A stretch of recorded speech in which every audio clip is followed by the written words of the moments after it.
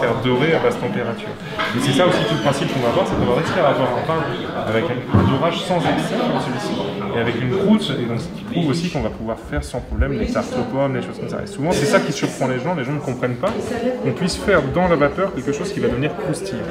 Et ça c'est tout l'intérêt de notre appareil, c'est qu'on va réussir à maintenir de la vapeur, de la température inférieure à 100 degrés, tout en ayant un dorage sans agression et un croustillant qui va défrayer absolument tout, puisque à l'intérieur du pain, le pain va rester moelleux. Tu as ajouté quelque chose dans la farine? Alors en fait, c'est un mélange de graines simplement avec la farine. Voilà. Ouais, c'est ça.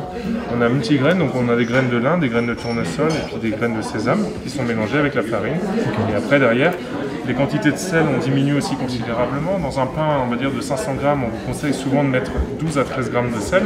Ici, j'en ai mis seulement 4 à 5. Il y a du pain maison, il y a du pain complet, et vous allez pouvoir choisir en fonction de ce que vous voulez faire, c'est la recette qui vous convient le mieux. Et une petite confiture de figues réalisée par Monsieur Mérillo. La couleur est sympa, hein, au niveau de la figue. La couleur est, je dirais... C'est une tuerie. Ouais, c'est une tuerie parce qu'on sent la figue, mais vraiment on sent la figue. Moi qui adore la figue en plus. Et je ne mange plus de confiture parce que je trouve ça trop sucré, vraiment trop sucré. Je peux plus, moi le sucre je peux pas. Et depuis j'ai arrêté les confitures. Mais là c'est une tuerie parce qu'on sent tout. On sent le pain, on sent la figue. 5% de sucre. Et voilà. Et c'est juste pile. Ah bah. Moi ça y est, je suis subjuguée. Ah oui. Et le pain est cuit à... Oh, c'est super bon. Je suis encore dans le figuier de ma grand-mère. Mamie, on sort de ce corps. Oh bah. Bon, faut pas me prendre pour les sentiments. Ce qui m'impressionne surtout, c'est cette sensation du cuit mais cru. Oh là là. Avec le pain est super bon. Et puis alors le feu d'artifice, l'explosion en bouche là. Et ça, moi, je l'associe au fait qu'il n'y a pas de sucre. Qu'il y a très peu de sucre et du coup on sent bien le goût de tous les aliments, quoi. Vraiment, vraiment. Et ça reste, quoi. Oh, c'est une tuerie. Ça. C'est bon. C'est très excellent. C'est trop bon. Et le pain est super bon. Hein.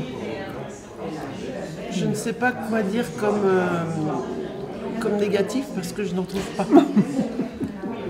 Et Dieu sait si je suis exigeante. Si madame est... Mais là c'est parfait. Non, c'est excellent, vraiment. On se régale avec des choses simples en fait. Hein. C'est ça qui est Justement, intéressant. on retrouve les choses simples. Vous voyez, il n'y a pas besoin de transformer les aliments. Quand on a une cuisson à basse température, on a le vrai goût de l'aliment. Pourquoi le transformer? Le goût, vraiment le goût naturel des aliments. Le goût brut, quoi. Oui. Le goût de la nature. C'est ça. On n'a plus l'habitude. Donc c'est presque exalter le goût naturel de l'aliment. Parce qu'on n'a plus cette habitude-là. Donc à partir du moment où on le retrouve, on a à la fois un étonnement suivi d'une multitude de sensations en bouche et qui durent, qui nous amènent à la joie. C'est vraiment, c'est bon. Bravo.